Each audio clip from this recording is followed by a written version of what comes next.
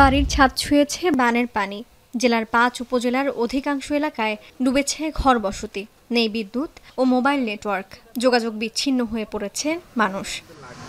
বিদ্যুৎ নাই, অনেক বাসায় খাওয়ার নাই, অনেক বাসাতে আসলে পানির কষ্ট, স্যানিটেশন ব্যবস্থার খুবই অপ্রতুল। বন্যা কবলিতরা সবচেয়ে বেশি অভাবে সুপেয় পানি ও খাবারের। দেশের বিভিন্ন এলাকা থেকে কয়েক হাজার স্বেচ্ছাসেবক ত্রাণ নিয়ে এলেও সেসবের সুষম বন্টন নিয়ে রয়েছে অভিযোগ ও অসন্তোষ। সমন্বয়হীনতা নিয়েও রয়েছে অভিযোগ। একটা যদি স্পিড বোটের ধারণ ক্ষমতা যদি 15 থেকে 16 জন হয়, ওনারা 15 জনের জায়গায় 14 জনে হচ্ছে উদ্ধারকারী, তাহলে উদ্ধার করবে কাকে ওরা?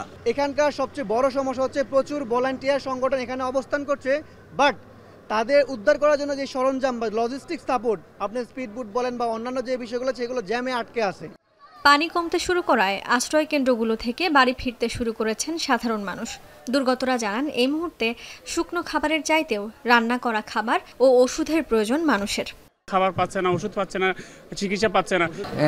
খাবার যেত শুকনা খাবার কিভাবে যার মতো ঘুরিয়ে আছি, চলার তো নাই। গত মঙ্গলবার থেকে শুরু হওয়া আকস্মিক বন্যা শুরুতে আঘাত হানে ভারতের ত্রিপুরা রাজ্য লাগোয়া ফুলগাজী ও পরশুরাম উপজেলায়। এরপর তা ছড়িয়ে পড়ে ছাগলনাইয়া ও ফেনী সদরে। এখন পানি বাড়ছে সোনাগাজী ও দাগনভূঞা এলাকায়। জেলা প্রশাসনের দেওয়া তথ্য মতে ফেনীতে বন্যায় ৮ লক্ষাধিক মানুষ পানিবন্দী রয়েছেন। ১.৫ লক্ষাধিক মানুষকে সেনাবাহিনী, বিজিবি ও জেলা প্রশাসনের উদ্যোগে উদ্ধার করা হয়েছে। নিখোঁজ অথবা মৃতের তথ্যটা সুনির্দিষ্টভাবে বলতে পারছি না, তবে ডিএসবি থেকে আমরা একজনের মৃতের রিপোর্ট পেয়েছি। আর প্রতিটা উপজেলায়, প্রতিটা ইউনিয়নে, প্রতিটা গ্রামে, প্রতিটা বাড়িতে আমরা ত্রাণ পৌঁছে দিতে চাই। আপনাদের কাছে যদি কোনো তথ্য থাকে দয়া করে আমাদেরকে জানাবেন।